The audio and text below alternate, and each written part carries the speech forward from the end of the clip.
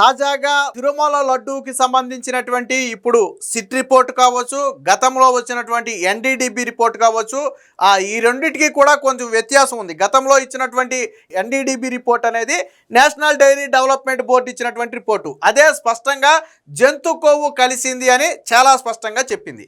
ఆ తర్వాత ఐసీఏఆర్ అని ఒక పరిశోధనా కేంద్రానికి సంబంధించిన ఒక డీమ్డ్ యూనివర్సిటీ, సో దానిలో టెస్టుకు పంపితే అక్కడ జంతు కొవ్వు ఉందో లేదో మేము నిర్ధారించే పరిజ్ఞానం మాకు లేదని చెబుతూనే ఇంకో మాట కూడా చెప్పారు. 10% లేదా అంతకంటే తక్కువ శాతం జంతు కొవ్వు ఉంటే దాన్ని మేము నిర్ధారించలేము, ఆ ఫెసిలిటీ మా దగ్గర లేదు అని చాలా స్పష్టంగా చెప్పారు.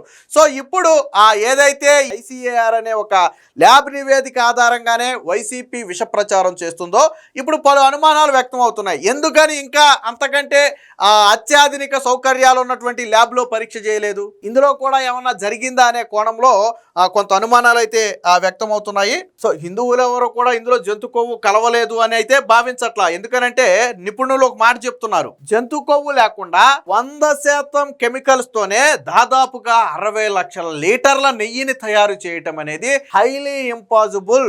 60 లక్షల లీటర్ల నేతిని కేవలం ప్యూర్ 100% కెమికల్స్ తో తయారు చేయడం అనేది సాధ్యపడదు. ఖచ్చితంగా జంతు కొవ్వు లాంటి వాటిని వాడితేనే వాళ్ళు ఎక్కువ మొత్తంలో నెయ్యి తయారు చేయగలరు అనేది చాలా మంది ఇప్పుడు నిపుణులు చెబుతున్నటువంటి మాట ఇది. సో దీనికి సంబంధించిన వార్త ఒకటి వచ్చింది, ఒకసారి చూద్దాం. సో ఇక్కడ చూడండి, అరకొర సౌకర్యాలు ఉన్న ల్యాబ్ నివేదికే సిట్ కు ప్రామాణికమా, పంది కొవ్వు 10% కంటే తక్కువ కలిస్తే గుర్తించలేమని ఎన్డీఐఆర్ ఆల్రెడీ ల్యాబ్ స్పష్టీకరణ.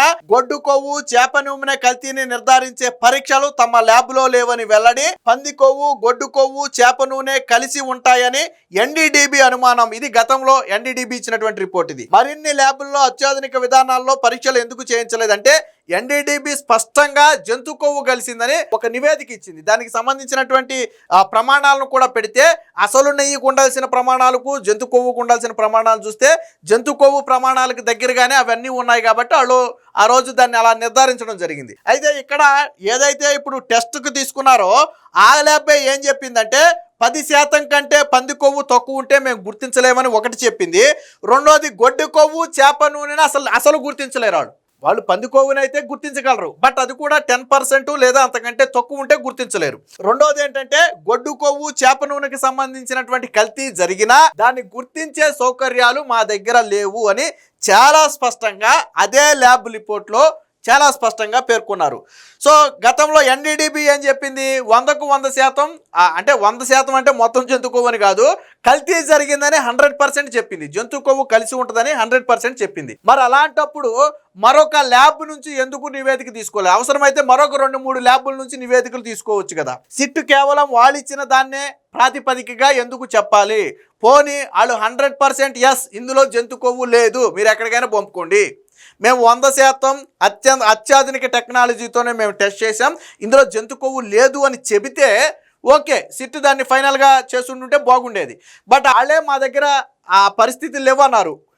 జంతు కొవ్వుని వాళ్ళు గుర్తించలేరు, చేప నూనెని వాళ్ళు గుర్తించలేరు, పంది కొవ్వుని 10% కంటే తక్కువ ఉంటే మేము గుర్తించలేమని చెప్పారు. అంటే ఒక రకంగా పూర్తి స్థాయి అరకొర సౌకర్యాలు అంటాం చూసారా. సో అలాంటి అరకొర సౌకర్యాలు ఉన్నటువంటి సంస్థ ఇచ్చినటువంటి నివేదిక ఆధారంగానే సిట్ ఎందుకు దర్యాప్తు చేయాలి? ఇంకా తీసుకోవచ్చు కదా.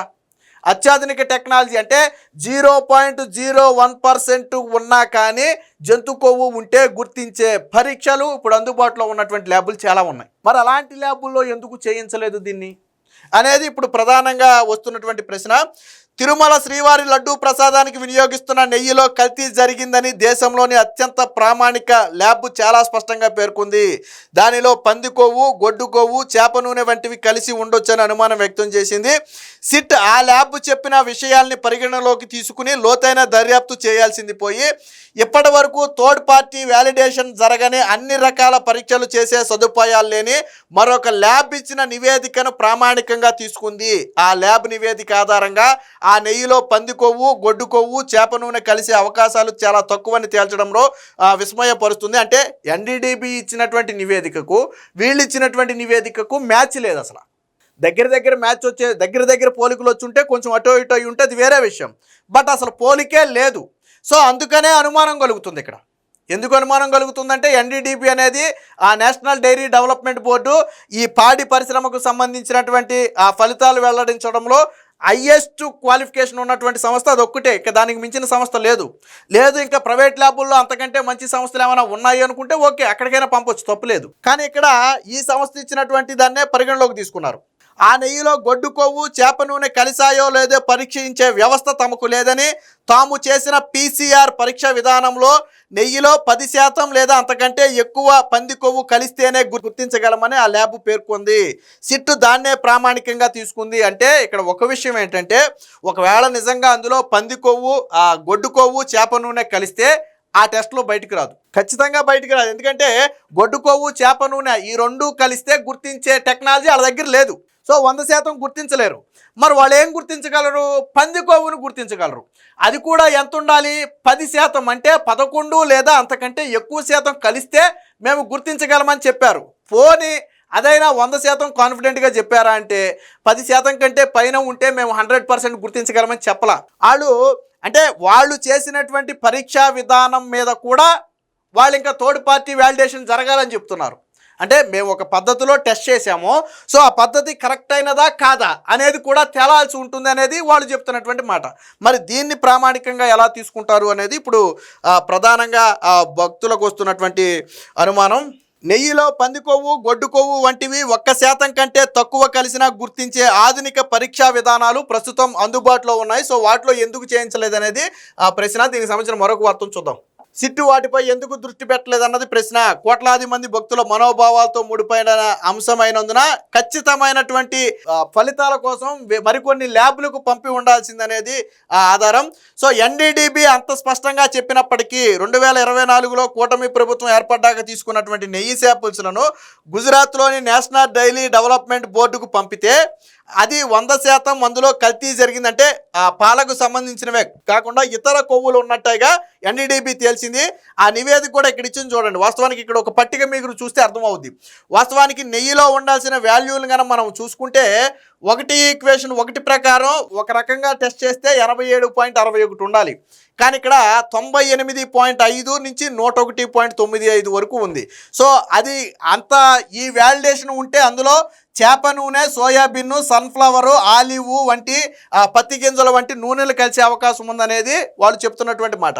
రెండో దాంట్లో 106.90 ఉండాలి, కానీ 99.42 నుంచి 100.58 వరకే ఉంది. ఒకవేళ ఇది జరిగితే కొబ్బరి, పామ్ కార్న్ కలిసే అవకాశం ఉంది. ఇక మూడో దాంట్లో 23.22 ఉండాల్సింది, ఇది 95.90% ఉంది. ఇదే ప్రధానంగా గొడ్డు కొవ్వు, పామ్ ఆయిల్ అని చెప్పడానికి ప్రధాన ఆధారమైంది ఇదే. ఇక మరో దాంట్లో 116.09 ఉండాలి. వాస్తవానికి ఎస్ విలువ అనేది కరెక్ట్ విలువ, కానీ ఇక్కడ ఎస్ విలువ అనేది చూడండి ఎంత తేడాగా ఉందో. 97.96 నుంచి 102.4 దాకా ఉంది. సో ఇది దేనికి సంబంధించిందంటే పంది కొవ్వుకు సంబంధించింది. అంటే ఆ వ్యాలిడేషన్ పంది కొవ్వు దాంట్లో ఉంటుంది. అలాగే ఇంకొక దాంట్లో 20.32 ఉండాలి. వాస్తవానికి నెయ్యి, అసలు నెయ్యి అయితే అందులో, కానీ ఇందులో 95.68 నుంచి 104.32 ఉంది. ఇది ఆ నెయ్యి నాణ్యతకు ప్రామాణికం. అంటే అసలు 20% ఉండాల్సిన వాల్యూ దాదాపు 100% దాటిపోయింది. అక్కడ 100% దాటిపోయింది. అంటే ఎక్కడా కూడా దగ్గర మ్యాచింగ్ కూడా లేదు. అందుకనే ఫస్ట్ థింగ్ ఇందులో 100% నెయ్యి లేదని సిట్టు కూడా ఎందుకు చెప్పిందంటే ఈ వాల్యూస్కి సంబంధమే లేదు కాబట్టి అసలు అది నెయ్యే కాదు. ఫస్ట్ 100% నెయ్యి కాకుండా పోయింది అందుకే. ఆ తరువాత గతంలో ఎన్డీడీబీ ఇచ్చినటువంటి నివేదిక ఇది. సో ఇందులో ఉన్నటువంటి ఫలితాల ప్రకారం గొడ్డు కొవ్వు, పంది కొవ్వు, చేప నూనె ఈ 3 కలిసే అవకాశం ఉంది అనేది వాళ్ళు చెప్పింది. బట్ ఇప్పుడు వచ్చినటువంటి నివేదిక అనేది అది తేల్చలేదు. అది నిర్దేశిత ప్రమాణాల ప్రకారం నెయ్యిలో ఉండాల్సిన ఎస్ విలువ కంటే పరీక్షించిన నమూనాల్లో హెచ్చు తగ్గులు ఉన్నాయని, దానిలో పంది కొవ్వు, గొడ్డు కొవ్వు, చేప నూనె వంటివి కలిసి ఉండొచ్చని అనుమానం వ్యక్తం చేశారు. టీటీడీ 4 ట్యాంకర్ల నుంచి తీసిన నెయ్యి నమూనాలను పరీక్షలకు పంపగా ఎన్డీడీబీ ఒక్కొక్క నమూనాను 5 ఈక్వేషన్స్లో పరీక్షించింది. మనం చూసింది 5 ఈక్వేషన్సే. సో 5 ఈక్వేషన్స్లో పరీక్షించింది. అప్పట్లో ఎన్డీడీబీ రిపోర్ట్లో పేర్కొన్న అంశాలే మనం ఉన్నాయి. సో మరిన్ని ల్యాబ్లకు పంపి ఉండాల్సిందనేది ఇప్పుడు ప్రధానంగా ఉన్నటువంటి ఇక తుది నిర్ధారణ కంటే ఇందులో జంతు కొవ్వు కలవలేదు అనే తుది నిర్ధారణకు ఎవరూ రాలేరు. ఇందా నేను చెప్పినట్టుగా అందులో జంతు కొవ్వు కానీ ఫిష్ ఆయిల్ కానీ ఉంటే ఆ ల్యాబ్ గుర్తించలేదని వాళ్ళే చెప్పారు. సో కాబట్టి ఆ రెండు పక్కన పెడదాం, అవి కలిసి ఉన్నా వాళ్ళు చెప్పలేరు. మూడోది పంది కొవ్వు అనేది ప్రధానమైనటువంటి అంశం. సో పంది కొవ్వు కూడా 10% లేదా అంతకంటే ఎక్కువ శాతం ఉంటే మాత్రమే మేము గుర్తించగలమని వాళ్ళే చెప్పారు, మనం చెప్పడం కాదు, వాళ్ళు రిపోర్ట్లోనే పేర్కొన్నారు ఆ విషయాన్ని.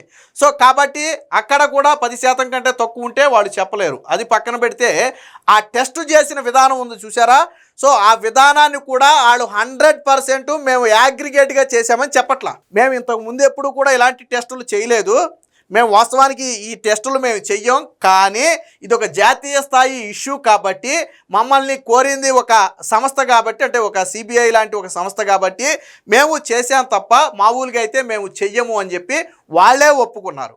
అంటే వాళ్ళ దగ్గర ఉన్నటువంటి టెక్నాలజీ ద్వారా జంతు కొవ్వు, పంది కొవ్వు, ఫిష్ ఆయిల్ అనేది 100% నిర్ధారించలేరు. అంతకంటే అత్యాధునిక టెక్నాలజీతో ల్యాబ్స్ ఉన్నాయి. వాటికి మరొక 2-3 ల్యాబులకు పంపి వాటి నుంచి కూడా నివేదికలు తీసుకుని ఉంటే అప్పుడు ఏ నివేదిక కరెక్ట్గా ఉంది, ఏ నివేదిక తప్పుడు నివేదిక అనేది తెలిసేది. సో వీళ్ళు ఇచ్చిన ఇప్పుడు ఇందా మనం మాట్లాడుకున్నటువంటి ఐసీఏఆర్ ఇచ్చినటువంటి ఈ నివేదికలో వాళ్ళు ఇచ్చిన నివేదిక అంటే కింద రాసిన డిస్క్లైమరే ఎక్కువ. మేము జంతు కొవ్వును, ఫిష్ ఆయిల్ని మేము గుర్తించలేము, పంది కొవ్వు 10% కంటే తక్కువ ఉంటే మేము గుర్తించలేము, వాస్తవానికి దాన్ని గుర్తించే టెక్నాలజీ మా దగ్గర లేదు. అలాగే ఇప్పుడు మేము చేసిన టెస్ట్ కూడా థర్డ్ పార్టీ వ్యాలిడేషన్ మీద ఆధారపడి ఉంటుంది, 100% మేము చెప్పలేము అని డిస్క్లైమర్ ఎక్కువ రాశారు వాళ్ళు. అసలు ఇచ్చిన నివేదిక టెస్ట్ రిపోర్ట్ కంటే డిస్క్లైమర్ ఎక్కువ ఉంది. మరి అలాంటి ల్యాబుల్లో నివేదికలే ప్రామాణికంగా ఎందుకు చెప్పాలి? ఇది ముఖ్యంగా ఏంటంటే ఇదేమో అవినీతికి సంబంధించిన కేసు ఇంకోటో కాదు, ప్రధానంగా భక్తుల మనోభావాలతో ముడిపడినటువంటి కేసు. ఇందులో 250 కోట్ల స్కామ్ జరిగిందా, 300 కోట్లు జరిగిందా అనేది పక్కన పెడితే, డబ్బు అనేది పక్కన పెడితే, భక్తుల మనోభావాలు, ప్రపంచవ్యాప్తంగా ఉన్నటువంటి కోట్లాది మంది హిందువుల మనోభావాలకు సంబంధించినటువంటి అంశం. ఆ వెంకటేశ్వర స్వామి ప్రసాదం అంటే దానికి ఒక విశిష్టత ఉంది. ప్రపంచంలో ఎక్కడైనా సరే హిందూ భక్తులు వెంకటేశ్వర స్వామి ప్రసాదం అనగానే కాళ్ళకు ఉన్న చెప్పులు తీసి, షూ తీసి కళ్ళకు అద్దుకుని 2 పలుకులు నోట్లో వేసుకుంటారు. అంతటి ఇది ఉన్నటువంటి ఆ ప్రసాదాన్ని 100% కల్తీ చేయటమే కాకుండా గతంలో ఎన్డీడీబీ ఆ కొవ్వు కలిసింది, జంతు కొవ్వు కలిసిందని చెప్పింది కాబట్టే ఇప్పుడు ఇది ఇంత చర్చకు ప్రధాన కారణమైంది. మరి అలాంటప్పుడు మరొక 2-3 ల్యాబ్ రిపోర్ట్లను కనుక పరిశీలించుండుంటే 100% అగ్రిగేట్ రిజల్ట్ వచ్చుండుంటే సిటీ విచారణకు కూడా మరింత సహకారంగా ఉండేది, ప్రజల అనుమానాలు కూడా పటాపంచలయ్యాయి. సో అది చేయకపోవడంతో ఇప్పుడు అనుమానాలు అనేవి మరింత బలపడుతున్నాయి. ఏది ఏమైనా మొత్తంగా ఎన్డీడీబీ రిపోర్ట్కి ఇచ్చిన ఈ రిపోర్ట్కి భారీ స్థాయిలో వ్యత్యాసం ఉండటంతో మొత్తానికి ఇది పూర్తి స్థాయి వ్యాలిడేషన్తో వచ్చిన నివేదిక కాదు అనేది ఇప్పుడు ప్రధానంగా హిందూ భక్తుల అనుమానం అయితే వ్యక్తం చేస్తున్నారు.